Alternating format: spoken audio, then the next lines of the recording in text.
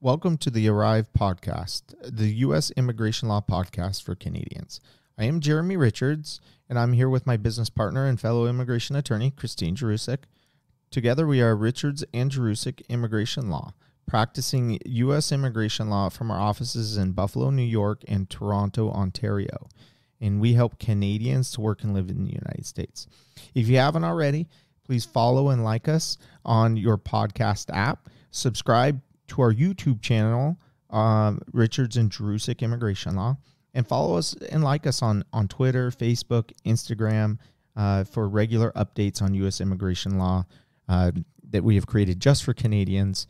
In addition, on our website, there is a resources tab where you can subscribe to a weekly newsletter where you will receive all our recent updates and posts about U.S. immigration law as well. Today, we are going to be discussing some of the intricacies of the USMCA in the TN professions list. And the profession we're going to be using as an example is that of a medical technologist or a lab technologist. There's different terms that are thrown around that can mean the same thing. And there are various professions that may or may not fall under that. And the reason we're discussing this is because we've received some calls lately surrounding this profession, as well as other medical-related professions, such as registered nurse. And one of the things that certain professions, these medical professions under the USMCA have in common is that there are certain delineated professions that all require what is called a visa screen. And the visa screen is a credentialing to make sure that the credentials that a foreign worker coming into the United States, that they possess the proper credentials to perform the duties of that profession inside the United States. And they have the list. And the list right here, it's through a company called CGFNS. They're the ones that provide the visa screen. It's only them that can do it. And if you are applying for a profession that is listed, you have to have a visa screen prior to applying. And it doesn't matter where you got your education. You could have been educated in the United States or Canada or elsewhere.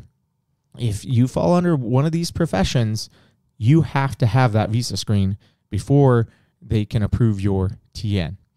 And the list is registered nurses, licensed practical or vocational nurses, physical therapists, and it specifically states only, and then excludes physical therapist assistants, occupational therapists, physician assistants, audiologists, speech language pathologists, clinical lab technicians, medical lab technicians, clinical lab scientists, and medical lab technologists. And then in bright red, bold letters, it lists professions that they cannot provide visa screens for, which include cardiovascular perfusion, biology, microbiology, chemistry, lab safety, cytology, blood banking, etc. And then it says they do not fall within the technologist category. It excludes those professions and say they fall out of the certification requirement. And if you paid attention, it says they do not fall within the technologist category. So what we see often is somebody who's working in a what could be considered a related profession, and their profession is not listed under the USMCA professions list. Now, the USMCA professions list, if you look it up, it's under Appendix 1603D1 of the USMCA. It breaks it down. General professions. It's actually under Appendix 2. Appendix 2. They changed that. So when they did the USMCA. So the general professions list, and that's where you're going to find professions such as accountants, architects, lawyers, engineers, graphic designers. Their standard professions list that they have. And then there are medical and allied professions, and then they list those: dentists, pharmacists, registered nurse, veterinarians, etc. And then science professions, which include biologists, chemists, geologists, physicists, and so forth. And then teaching professions, college teachers, seminary teachers, and university teachers. We get we get individuals calling in and they misunderstand this classification and how it's laid out. Yeah, it's not very clear. So I totally agree with them. When they are confused about it, it is confusing on its face. So yeah, but so they read those main categories that I just went through. The main category of general professions, medical professions, science professions, and teaching professions, and they don't see necessarily their profession listed. They're not and we'll go back to medical technologists. They're not a medical or lab technologist, but they work in a related field. So they'll say, oh, I want to get a TN because I work in a medical or allied profession. Yeah, and it seems like something that should be on the list, right? So I understand why people would think it would be there. And it may be a profession that's in demand, and it may be a profession that U.S. workers can't find people for. Right, and so that there's lots of job offers out there for them. Unfortunately, that is not how it works. Just because you are in a, quote, medical or allied profession, if your profession isn't specifically delineated under the USMCA professions list, then it doesn't qualify, unfortunately. No matter how good of an argument you make that you are in demand, that the employer can't find U.S. workers, well, that's not part of the TN application process. Now, is that a part of a separate process? Sure. If that employer wishes to sponsor you for what's called an EB2 or EB3 under the green card program, and an immigrant visa, yeah, they can do that. It's a lengthy process. We just had our first interview scheduled for one of these that was processing through Montreal since COVID. This person's interview was scheduled prior to COVID and was canceled. That's because an of over COVID. 2-year wait time for just the interview. And that's just the interview. That doesn't include the whole certification process. So that's really not an option for most people to wait three years to enter the country. So they're looking for something more immediate. And the TN, if you're Canadian or Mexican, is immediate.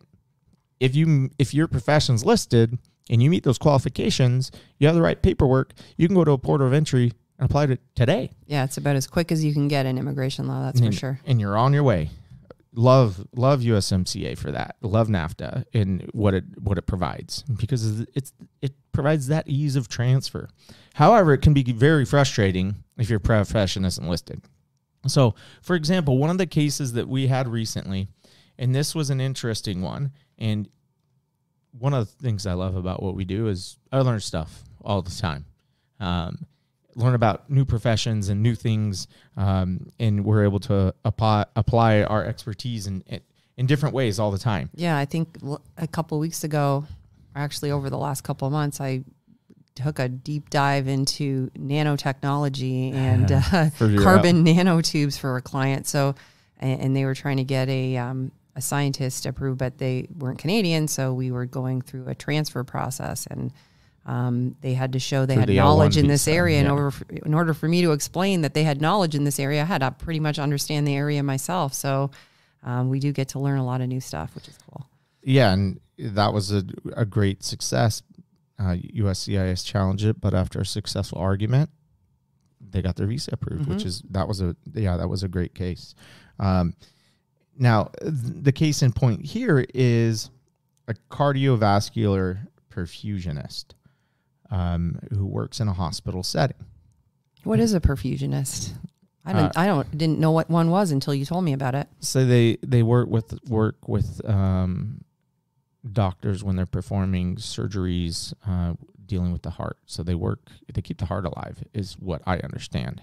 And a perfusionist out there will probably correct me on that. I'm not an expert. But a cardiovascular perfusionist works in a hospital setting, in the surgery setting, working along with the doctors that are working on the heart. So we had an individual, and actually a company, who does work in this field. They provide perfusionists to hospitals for both teaching as well as practice. And they had 2 perfusionists go and apply for TNs, both approved. Then they had a third one get denied. And they were confused. and they did not understand. The first time the one that was denied was returned, they told them that they were lacking a visa screen. Sounds like only one of those border officers was doing their job correctly. Well, yeah, and that's, you can get by sometimes, even if you're not qualified, which can cause confusion. That's what happened here. Oh. So the border officer said, I can't approve you, not because your profession doesn't qualify. They didn't, which to me says that officer did not know what a cardiovascular perfusionist And I wouldn't blame them for that. Me either. The individual was applying under the medical lab or clinical lab technician as a cardiovascular perfusionist. So that profession is listed. It sounds like a right fit, doesn't it? Sounds like it, especially if you don't know what the heck it is. But then the officer looks at the requirements, and then one of the requirements there is visa screen. Well, she didn't have a visa screen. Well, why didn't she have a visa screen? Well, because you can't get one. And as I stated earlier, right on the CGFNS website, it says cardiovascular perfusion is not one of the professions, and they can't issue one. So that should have been a red flag right there. It should have been to the officer. Yeah. They shouldn't have said, no, we can't give it because you don't have a visa screen. They should have said, no, we can't give it to you because your profession doesn't qualify. Right. It's excluded. And we know that because you can't get a visa screen. So the client was able to then get an expert opinion, so to speak, from CGFNS International, who issues the opinions and issues the visa screens. They issue the visa screens, yeah. And they explained why. And in their opinion, they specifically they lay out exactly what a medical or lab technologist is. And if you go to our website, and this is a plug for our website, there's a lot of good resources on there. If you go into our resources tab, it's called our blog. We post information on there on a regular basis, and there is one that is specific to what we're talking about. There's also one that's specific to visa screens, but there's also one there about whether or not you qualify as a medical lab technologist, and it has a lot of this information that we're discussing on that blog. Have we described what a visa screen is and what it's for? A visa screen is to qualify your credentials. So that right. So they take a look at your education and your experience and what you've done. Make sure it's equivalent to U.S. standards. Okay. And so then they provide a certification saying that it meets it. Whatever you've done, your schooling, your experience, whatever it is, meets the U.S. requirements. Correct. So you can come in and work. Which is funny because you have to get it even if you were so they in some cases they're evaluating a U.S. education, right? Yeah. But it's the requirement, and there's no way around it. So this officer said, we need this visa screen. She said, well, I can't give you a visa screen because they won't issue me a visa screen because my profession doesn't require one. So kind of a catch-22, right? So I spoke to the individual on the phone, got the details, researched it, and I said, well, based on my opinion, and this is before I got the opinion from CGFNS, and there's a way where you can go through the Department of Labor and you can look at professions and their classification and where they fall in the hierarchy of professions and whether or not it falls under a medical lab technician or technologist. And my initial reply was, this doesn't qualify. I said, this is not a medical lab tech or technologist or technician. This doesn't qualify. Unfortunately, it's not one. It doesn't fit. And then I recommended potentially an H-1B, which is a different visa type. It's harder to get. People don't want to use it because you have to do a lottery. Well, in this case, we were able to get it around the lottery, but we can talk about that later. This opinion that came back from CGFNS actually confirmed what my suspicions were. And the good thing about it is it clearly defines what a medical technologist is, not only for their standards in the company that issues these visa screens, but also from the Department of Homeland Security, which is where U.S. Citizenship and Immigration Services falls under, as well as CBP. So they say in here, clinical lab scientists work in 5 major areas of a lab: blood banking, chemistry, hematology, immunology, and microbiology. The medical technologist performs a full range of analytical, and laboratory tests on blood, tissues, and fluids to provide laboratory information for the detection, diagnosis, and treatment of human diseases. The educational requirement is a Bachelor of Science degree. Cardiovascular perfusion are a separate and distinct profession from clinical lab scientist. And the client wanted to go to the border with this letter. I was like, yeah, that's not a good idea. Because not only does it say you can't get a visa screen, but it says right there that it's a separate and distinct profession. That it doesn't qualify for TN. Right? Therefore, it doesn't qualify. But that explanation of what a medical lab tech or clinical lab scientist is very narrow, and it's pretty clear. And you said this when we were having this discussion, because Christina and I often discuss cases and bounce ideas off each other and determine, wow, can we make this work? Right. Is there an argument to be made? And I remember your initial response was, a lab tech works in a lab. She doesn't work in a lab. She works in an operating room. She's not a lab tech. Right. And you know what? That approach and that view is absolutely correct by this definition. Well, how they're defining it, these people work in labs. Right. If you're not working in a lab and you're in a medical profession, you're probably not qualifying under medical lab tech. It's right there in the name, lab. And she doesn't. She works in operating rooms side by side with surgeons and other medical professionals. So clearly outside of it. But then they go on and talk. They get this laundry list of professions that are and aren't related. And these professions that they say are unrelated are ones we get calls about all the time, where people are wondering whether or not they qualify. Right, because it's confusing and people aren't sure. For example, a radio tech or x-ray tech or sonographer. We field calls from those people all the time. I've got them approved in the past. Sure. But as more and more information... But incorrectly approved. Incorrectly. Yeah. But as more and more information comes out, and that's how this works, as more and more information comes out and it's available not only to the public, but also to the border officers, because the USMCA professions list is very bland on its face. Mm-hmm. It just says accountant and then bachelor's degree, CPA, you qualify. It doesn't give much information. It doesn't even say the specific degree. Well, over time, we know that if you're working in one of those professions, your degree must be closely related. You can't apply as an accountant if you have a degree in biology. It's not related at all. Mm-hmm. Now, if you have a financial degree, and you have a heavy course load in accounting, then you might still qualify. Well, that came out over time as people are applying, saying, "Oh, it just says bachelor's degree, right?" And they said, "No, we can't approve you." Well, why not? Well, it's not closely related.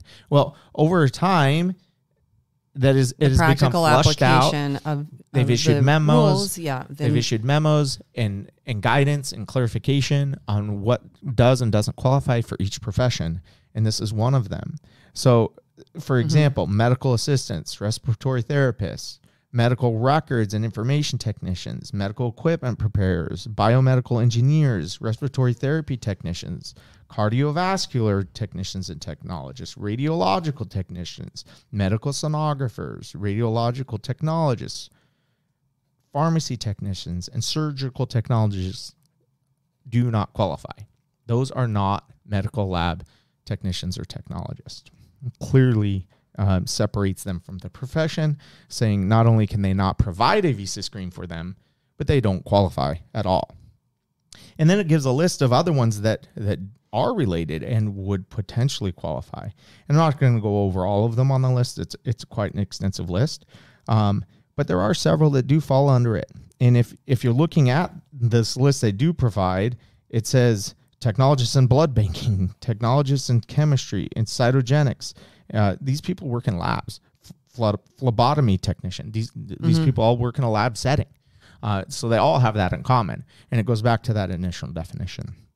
But because this client, the employer, was able to get 2 approved and 1 denied, caused all sorts of confusion. So what we did is we were able to, and this employer actually places these cardiovascular perfusionists at a major teaching hospital in the U.S., one of the most renowned teaching hospitals throughout the entire United States. They're actually the largest teaching hospital in the U.S., which happens to be what is called cap exempt, meaning that if they wish to employ somebody on an H-1B, they don't have to go through the lottery or cap system to employ somebody. They're exempt, and they can just bring in an employee at any time they want as long as they qualify for the H-1B without going through the cap. Well, the employer... Well, that's lucky. Yeah, the employer is for profit, however. They're clearly not cap exempt. But there is, and I won't say a loophole. It's not a loophole. But there is a method by which if you are a private entity and you are affiliated with a cap exempt institution and you are placing your worker there in furtherance of the objectives of that cap exempt institution, then you can take advantage of their cap exempt status to then get an H-1B for your employee and place them there. And since this individual is going as a teaching cardiac perfusionist, she's teaching it at this teaching hospital to those studying to be cardiovascular perfusionists, then we were able to get a cap exempt H-1B for this individual to place him at the hospital. Which is the correct visa for this position. Which is the correct visa. Exactly. Not the TN. Because it's a separate and distinct profession from a medical tech. A medical tech wouldn't even qualify for an H-1B. Why? Because the standard for an H-1B is a bachelor's or higher. Yeah, a lot of medical techs don't have it and don't require it. And it's not whether or not you have the degree when you're talking H-1B. Yeah. It's whether the profession requires it for entry into the profession. Cardiovascular perfusionist is pretty clear on its face. You have to have that degree for entry into the profession. So after going through and navigating this process, we were finally able to get this individual approved for an H-1B visa to then come in on the correct visa. Well, now the employer is kind of in a spot because they have two other employees. Right. Some of their workforce is on the wrong visa right now. That they know have TNs that should not. Well, why is that an issue? Well, anytime those employees travel outside of the U.S., an officer, when they re-enter, could ask them whatever they want to determine what their... Yeah, what's your job? Yeah, what are you doing? doing? They say, I'm a perfusionist. And maybe you run into an officer that's... On a TN? That's aware of the distinction. On a TN? How did you get that? Well, I'm a medical lab. Yeah, no, you're not. They may know what a perfusionist is and say, and guess what happens? They yank that TN status from that individual and deny entry because they're not qualified. Yeah. And now you're out that worker. So what should this employer do? And we've talked about this. Well, they should immediately file to change status for these TN workers from TN to H-1B to get them in the proper status. And we see this happen too. And not that they didn't initially enter into correctly, but we see it with management consultants, for example. And a management consultant may come in for a legitimate temporary time period to advise and consult with a company. But then the company decides during that consulting arrangement, you know what? We want to hire this person permanently. Right. We want to make them our CEO or our CFO, we've seen that whatever a lot. it is. Yeah. Well, the TN isn't the right fit for that. That's not a profession on there. Management consultants consult. They don't actually hold a role in the company as an active manager or executive or whatever it may be. So what is our suggestion to them? Enter the H-1B lottery, get in the lottery, right. If you're transition chosen, to an H-1B. So it's not just this instance where that may apply. We see it on a regular basis. We talk to people a lot where their profession and their profession is not, maybe they're not admitted in the wrong status, but the right visa for them is the H-1B. Yeah. Just because their occupation is not on that TN list. So they're Canadian, they check all the boxes except for their occupation doesn't match up with the TN list. And then the only other option you go with is H-1B. I mean, there's O1. There may be some other ones. Right, an individual may have other qualifications that can get them another visa, but... And how many times would you say, and there's no number we can put on this. This is like when somebody asks us, well, what's my chance of approval? How many of these have you done? How many of these have you done? Yeah. How many cases have you seen recently, like the calls and emails we get, where somebody was approved in the past and just got denied? Oh, it happens all the time.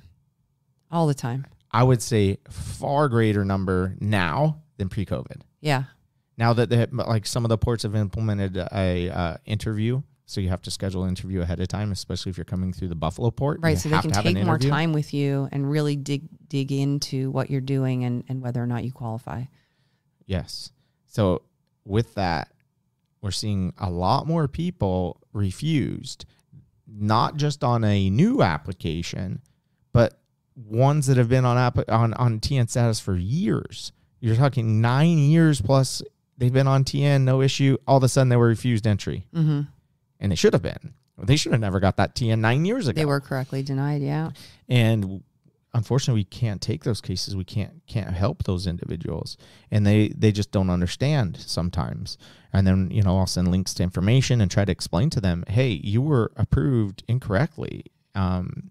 Whether we file with U.S. Citizenship and Immigration Services or send you back to the border, your odds are not good. The problem is still there, right? You're not qualified. You still don't have the right profession. And every time you travel or anything, you take the risk of them revoking that visa. Yeah. I don't know about you, but me and my family and what I do, knowing that I'm on the wrong visa and it could potentially be taken from me at any time.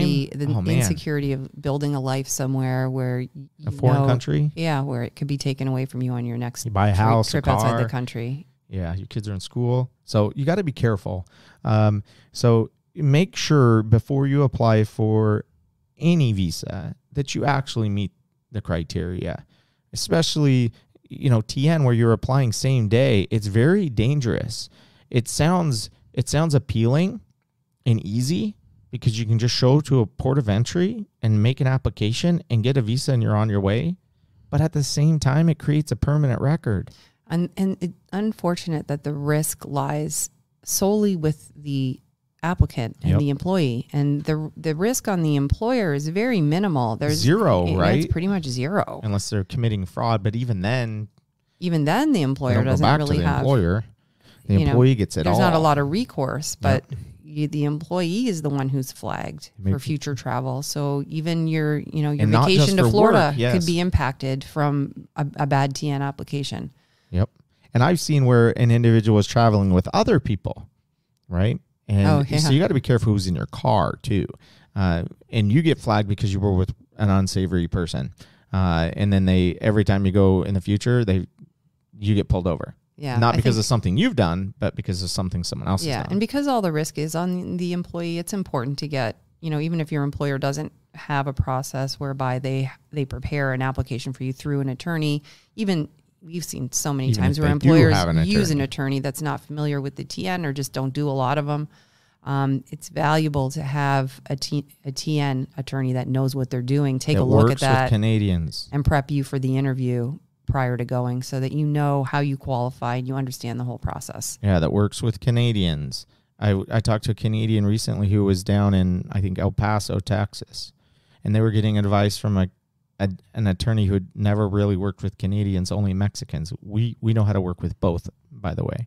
But they had no idea how to do a TN for Canadian, and they didn't know the rules for Canadians. For example, they were playing with the consulate. And they totally messed this guy's application up because they were treating him as a Mexican, and they were giving him these warnings of overstaying and working illegally. And no, that doesn't apply. And I had to reassure him, this doesn't apply to you. You're Canadian. You don't have to worry about it. But we see that a lot with lawyers in general, because if you think about the world, very, very small percentage of a raindrop of those people are Canadian, like 30 million. That's not very many people of the billions in the world. And if you break down the other segment of where immigration attorneys are working with, they're working with Indians and Chinese. So Indian nationals, citizens and Chinese citizens. That's what they're dealing with. Well, you're talking billions of people that fall under that. We work with plenty of we do. Citizens of India and China as well. The rules are very different. Most of them are permanent residents of Canada. Exactly. So we deal with them with nationals of all countries. But some attorneys do not understand the intricacies of working with Canadians. And because they don't, they often make mistakes and they treat them like nationals of other countries that don't have the same exemptions that Canadians do. So be aware. when you're out there shopping around or looking for advice, and to reiterate what you said, Christine, even if an attorney has prepared it and you're just unsure or you're not confident in their expertise with TN applications or applications for Canadians in general. There's that pitfall is, the U.S. immigration attorney that, deals mainly with non-Canadians. Yeah. That's a pitfall. And then there's also the Canadian, the U.S. immigration attorney in Canada. That's another pitfall. Those attorneys, we've seen a lot of bad representation coming out of U.S. attorneys that are working in Canada. And I don't know what it is. I don't know if it's the exposure or if they're, maybe crossing Canadian and immigration. They're mixing up Canadian and U.S. immigration law. That is not a good thing. So you got to be super careful, even if you have representation. I have a case on my desk right now that has a huge request for evidence, and the attorney's basically walking away from this client because they don't know what to do. So they should have never filed that case. No. Well, it wasn't approvable from the start. Right. And they should have. I just shake my head. So be careful. You're taking all the risk with the TN. The best thing to do is just have somebody take a look at it and prep you for that interview, or even just have a call to find out whether you're qualified and make sure you have that security before you go. Yeah. And oftentimes we do a free 15-minute assessment with people. Mm-hmm. In that 15-minute call, we do this so often.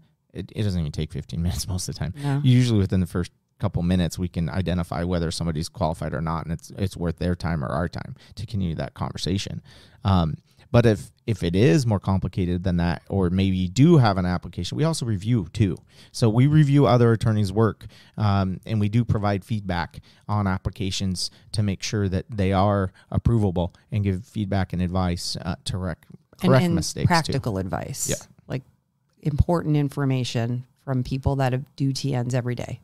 And some things you don't need to worry about, like minor errors or omissions. Yeah, it may not impact it, but there are key things that if they are missing or they are incorrect will cause you a world of trouble. So you need to be careful. Well, thank you for listening today. I hope you were able to learn something new from this content.